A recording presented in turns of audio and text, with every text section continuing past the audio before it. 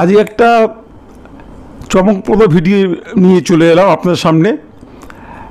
আমার থাম্বনেলটা বা টাইটেলটা দেখেছেন আমি কি নিয়ে বলেছি, যে সামনে কি মার্কেটে ক্র্যাশ আসতে চলেছে বা ক্র্যাশ এলে আমাদেরকে কষাশত হবে কি না, এই নিয়ে আজ ভিডিওটা। খুব ইম্পর্টেন্ট ভিডিও, আপনারা মন দিয়ে পুরো ভিডিওটা দেখুন। আজকে আমাদের কি হচ্ছে না, মার্কেটে আমাদের আমেরিকা মার্কেট একদম হাই, ডাও জোন্স প্রায় হাই, S&P 500 অল টাইম হাইতে কাজ করছে, ন্যাসড্যাক অল টাইম হাইতে কাজ করছে। এগুলো আমেরিকান মার্কেট। আমাদের ইন্ডিয়ান মার্কেটে Nifty all time high, bank Nifty প্রায় all time high, mid cap all time high পুরো ফ্লাইং, স্মল ক্যাপ পুরো ফ্লাইং অল টাইম হাই। এই পরিস্থিতিতে আমাদের কি করা উচিত বা এই পরিস্থিতিতে আমরা কি করব, এটাই হচ্ছে আজকে আমাদের সবচেয়ে আলোচ্য বিষয়। তবে এই ব্যাপারে একটা খবর বাজারে এসছে, যে খবরটা খুবই আলোচ্য বিষয়। যারা স্টক মার্কেটে কাজ করেন বা শেয়ার মার্কেটে কাজ করে সারা পৃথিবীব্যাপী, তাদের কাছে এই খবরটা খুবই আলোড়ন সৃষ্টি করেছে। হয়তো আপনারা জানেন কিনা জানি না, আপনাদের আমি জানানোর জন্য এই ভিডিওটা করছি।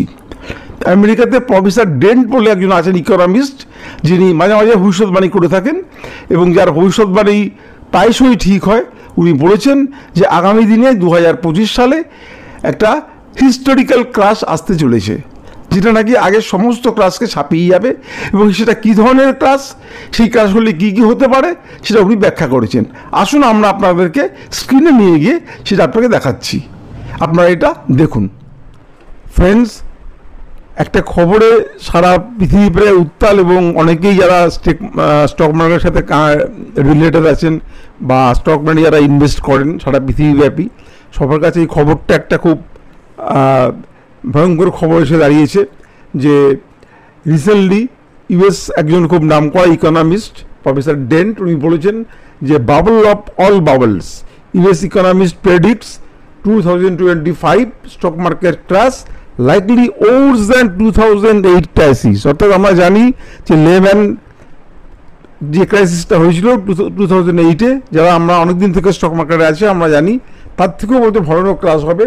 উনি কী বলছেন, the US based economist has warned of an impending stock market crash that will likely be worse than the 2008 financial crisis, according to report by Fox News. And Harry Dent, who is the best-selling author and economist based out of the US, employs a unique method for studying economics around the world and uses his analysts to provide insights on what to expect in the future. এবং আরও ভয়ঙ্কর একটা খবর বলছে কি, যে এটা শুধু ছোটোখাটো ক্র্যাশটা নয়, কারণ বিভিন্ন ধরনের শেয়ার আমাদের ইন্ডিয়া মার্কেটে যেমন প্রচুর উঠে গেছে, 3 গুণ 4 গুণ 5 গুণ হয়ে গেছে। সিমিলারলি আমেরিকান মার্কেটও হয়েছে। According to Dent, stocks currently appear to be in the bubble of all bubbles due to excessively lenient monetary and fiscal policies that have inflated assets prices over the last decades. He predicted that the bursting of this bubble could lead to a plunge of up to 86% in the S&P 500. অর্থাৎ S&P 500 যে ওদের ইন্ডেক্সটা আছে সেটা 86% পর্যন্ত crush হতে পারে। 92% হচ্ছে Nasdaq, এবং নিভিডিয়া কর্পোরেশন যেটা আছে সেটা 98% পর্যন্ত। কারণ আমিও ডাও জোন্সে, অর্থাৎ আমি আমেরিকান মার্কেটে ট্রেড করি, আমার কোনো অ্যাকাউন্ট আছে এবং নিভিডিয়ার শেয়ারটাও আমার ছিল। এটা আপনার দাম ছিল 1 বছরের মধ্যে, এটার দাম 41 টাকা থেকে বেড়ে এখন প্রায় হয়েছে 132 টাকা। অর্থাৎ 41 টাকা থেকে 132 টাকা, মানে মোর দ্যান 3 টাইমস কিন্তু এটা বেড়ে গেছে। ফলে বলছে যে এখান থেকে এটা ক্রাশ হতে পারে। তবে এখন আমাদের সবচেয়ে বড় প্রশ্ন, investors now face the challenge of navigating the stock market amid crash, risk and determining when and if the bubble will burst during such period. এখন আমাদের প্রশ্ন হচ্ছে যে এর সাথে আমাদের মার্কেটের কতটা আমাদের সামঞ্জস্য আছে বা কতটা রিলেটেড আমাদের ইন্ডিয়ান মার্কেট, বা আমেরিকা যদি ক্রাশ করে তাহলে আমাদেরটা কী হবে। কারণ আমরা একটা কথা জানি যে আমেরিকান মার্কেটের উপরে কিন্তু সারা পৃথিবীর মার্কেট কিন্তু নির্ভর করে। অর্থাৎ আমেরিকা যা হয় আমাদের মার্কেটে কিন্তু তার একটা রিফ্লেকশন সবসময় পড়ে। সুতরাং আমেরিকা মার্কেটে ক্রাশ হলে আমাদের এখানে ক্রাশ হবে না এইটা বলা যায় না, কিন্তু হয়তো ততটা না হতে পারে, কিন্তু একটা পার্সেন্টেজ কিন্তু ক্রাশ আমরা এখানে এক্সপেক্ট করতেই পারি। আসলে আমরা এবার আলোচনা করে নিই যে আমাদের মার্কেটে এর এফেক্টটা কী হতে পারে। এবার একটু আলোচনা করা যাক, সেটা হচ্ছে যে দেখুন এখনও কিন্তু ইউএসএ মার্কেটেতে আসল যে গুড নিউজ সেটা কিন্তু এখনও আসেনি, অর্থাৎ যেটা হচ্ছে রেড কার্ড।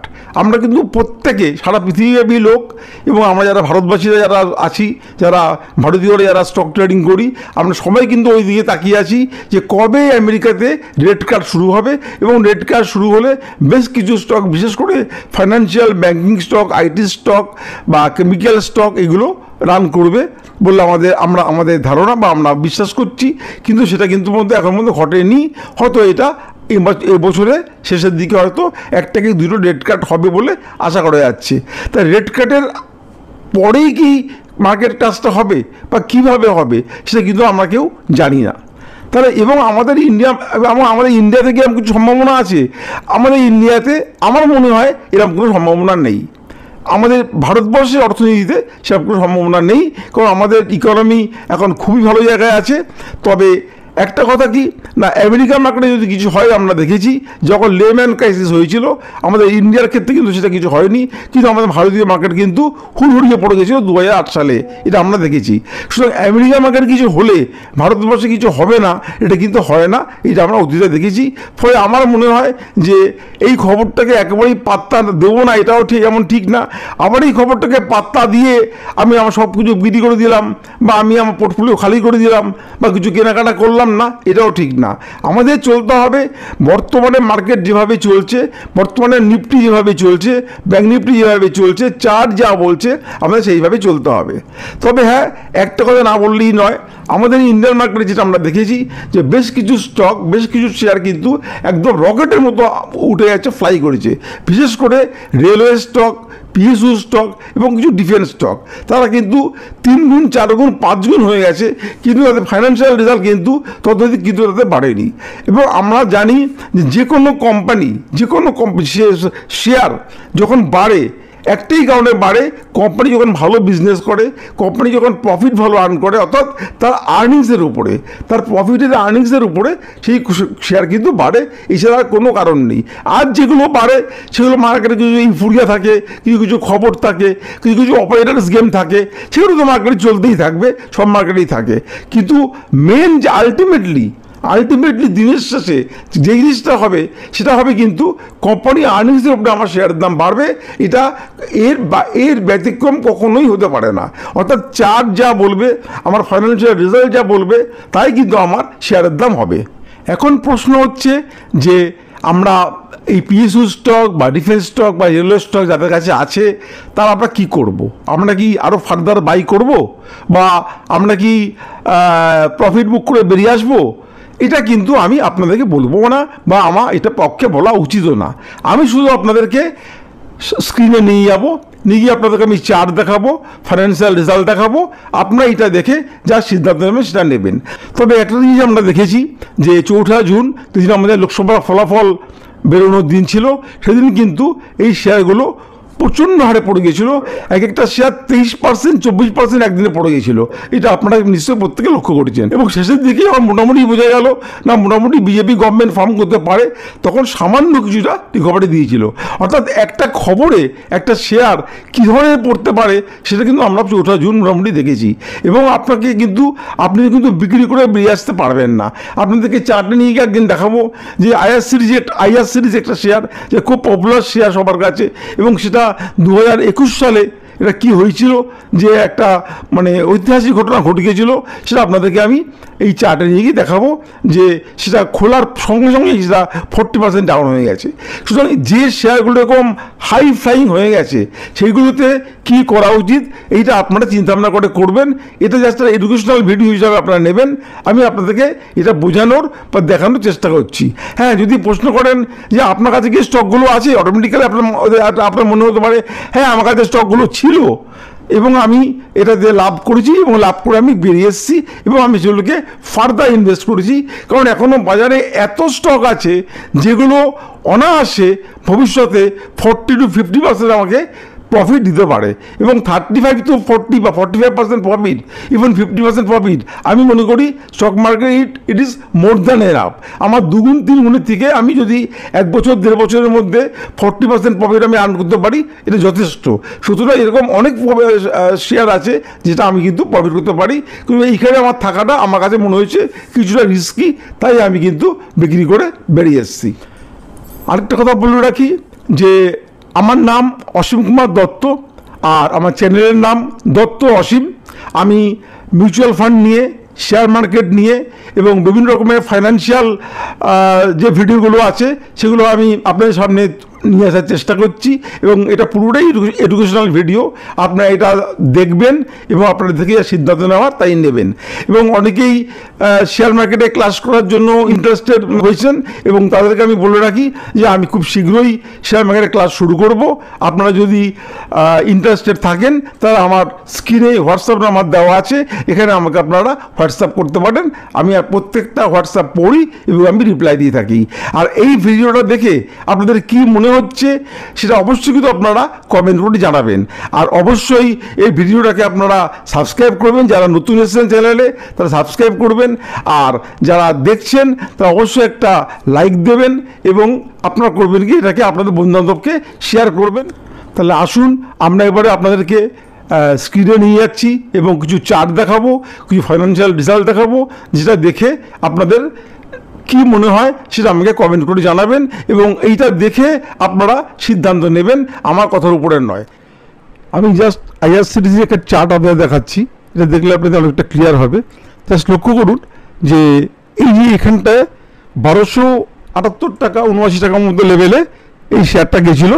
কবে না 18ই অক্টোবর 2021, 18ই অক্টোবর 2021 গেছিলো 12,078 টাকা।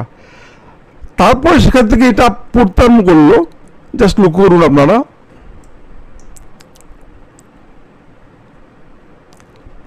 640 টাকায় পড়ে গেল। কবে না 25 অক্টোবর।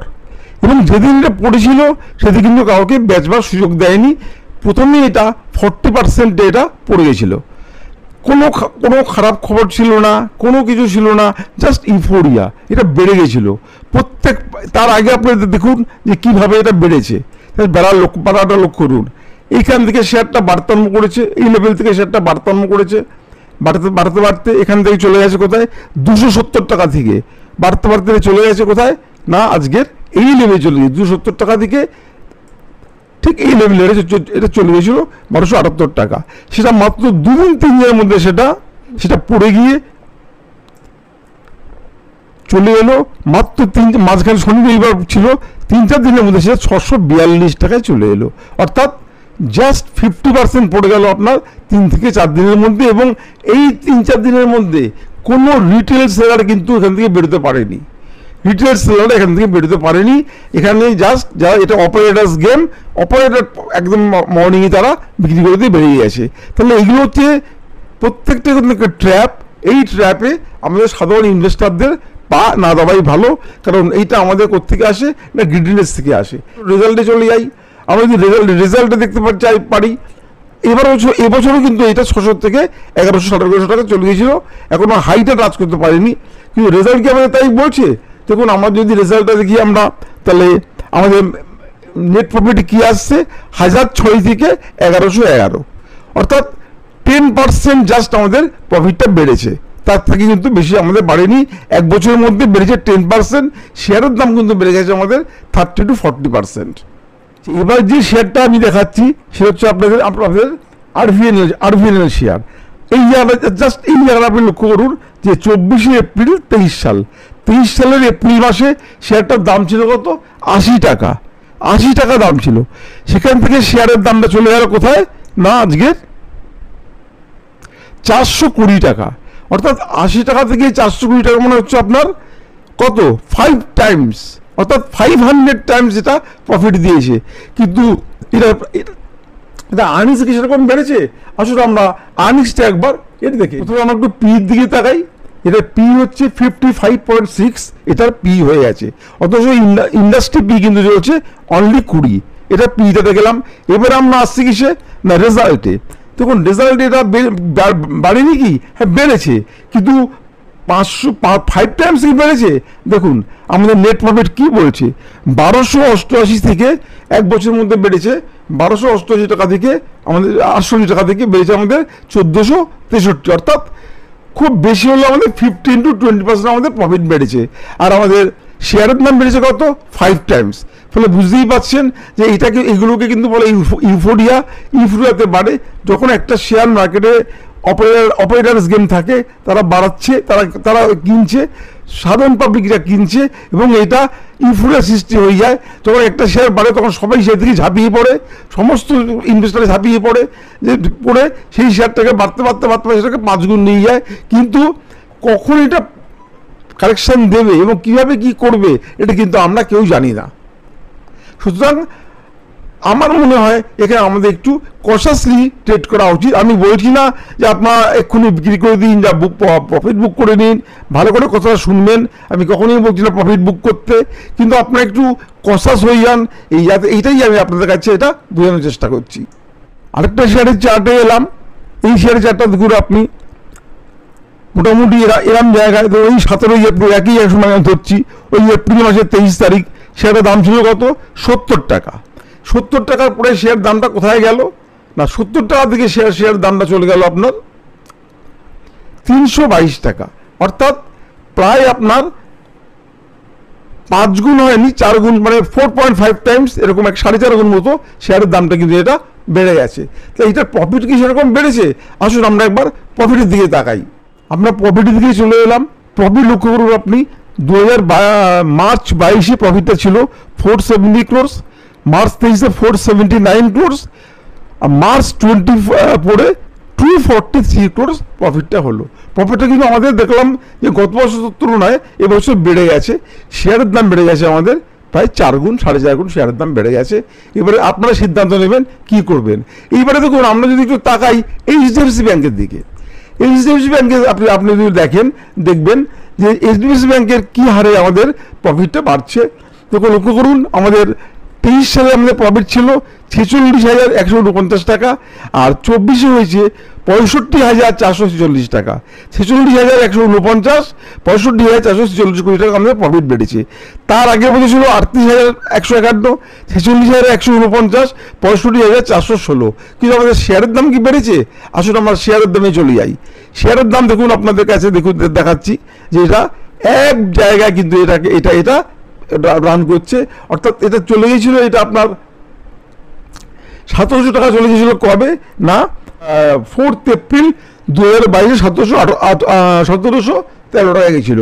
কিন্তু আজও দেখুন শেয়ারটা এখানটায় ঘোরাফেরা করছে, সেই এই লেভেলটা এটা কিন্তু ঘোরাফেরা করছে, এই লেভেলটাকে এটা ঘোরাফেরা করছে, এর থেকে কিন্তু এটা বেরোতে পারছে না।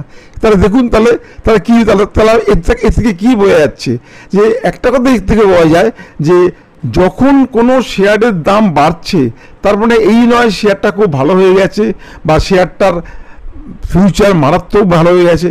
আবার যখন কোনো শেয়ার বাড়তে পারছে না বা বাড়ছে না, তার মানে এই নয় কিন্তু যে এই শেয়ারটা আর খারাপ হয়ে গেছে বা শেয়ারটা বাড়বে না।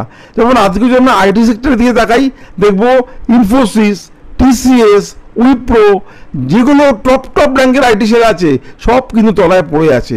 তার মানে এই নয় যে এই শেয়ারগুলো এখানে পড়ে থাকবে, এই শেয়ারগুলো ঠিক এর হাই চলবে এবং হাইকে ব্রেক করে এটা বেরিয়ে যাবে, যখন তার সময় আসবে তখন ঠিক যাবে। আমি এটাই বোঝাতে চাইছি যে আমরা এখন ট্রেড করব, আমরা টেকনিক্যাল দেখব, ফাইন্যান্সিয়াল দেখব, আর অবশ্যই ফান্ডামেন্টাল তো আমাদের দেখতেই হবে। অর্থাৎ ফান্ডামেন্টাল, টেকনিক্যাল, ফাইন্যান্সিয়াল দেখে আমরা ট্রেড করব, তবে আমাদের প্রফিট যে করা তার মধ্যে আমাদের একটা কনসিস্টেন্সি থাকবে। হ্যাঁ, কিন্তু সেটা যদি না হয় তাহলে আমরা কখন ট্র্যাপে পড়ে যাব আমরা কিন্তু কেউ জানি না। কারণ এই সমস্ত ট্র্যাপে একবার যারা পড়ে গেছে তারা কিন্তু সেই জায়গায় আসতে তাদের আবার 4 থেকে 5 বছর সময় লেগে গেছে, এটা আমি বলতে চাইছি। এবার সবচেয়ে যেটা বড় প্রশ্ন, লাখ টাকার প্রশ্ন, সেটা হচ্ছে যে আমাদের কি করা উচিত। আমরা কি এখানে আমাদের যেগুলো প্রফিটে আছে আমরা কি সেল করে দেবো, বা আমরা কি আরও ফার্দার পারচেস করব? সবচেয়ে বড় কথা হচ্ছে এটা সম্পূর্ণ আপনাদের সিদ্ধান্ত। This is stock market, nobody can say what will happen tomorrow. এখানে anything can happen any time. সুতরাং আমরা দেখেছি যে নিফটি যখন এক দিন যখন ক্র্যাশ হয়, কী হারে ক্র্যাশ হয়। আমরা 2008 সালে দেখেছি, আমরা করোনা দেখেছি, সব কিছু আমরা দেখেছি। সুতরাং কবে কি ঘটবে এটা কেউ বলতে পারে না। আমি আপনাদেরকে জাস্ট চার্ট দেখালাম, ফাইন্যান্সিয়াল রেজাল্ট দেখালাম, পরিস্থিতি বোঝালাম। এরপরে যেটা হবে আপনারা নিজেরা সিদ্ধান্ত নেবেন। তবে হ্যাঁ, আমি এই বলছি না যে এটা কালকেই হবে, বা এটা আগামী সপ্তাহে হবে, বা এটা 15 দিন পরেই হবে। এটা কবে হবে, কিভাবে হবে আমরা কেউ জানি না। কিন্তু চার্ট যেটা বলছে, আমি বারবার একটা কথাই বলছি, রিপিট করছি, যে চার্ট যেটা বলছে আমি আপনাদেরকে সেটা বোঝানোর চেষ্টা করেছি। আপনাদের ভিডিওটা থেকে কেমন লাগলো আপনারা অবশ্যই বলবেন এবং কমেন্ট করবেন। আর বেশি ভিডিওটা বাড়াবো না, আজকে এখানে শেষ করছি। আপনারা সুস্থ থাকবেন, ভালো থাকবেন, নমস্কার।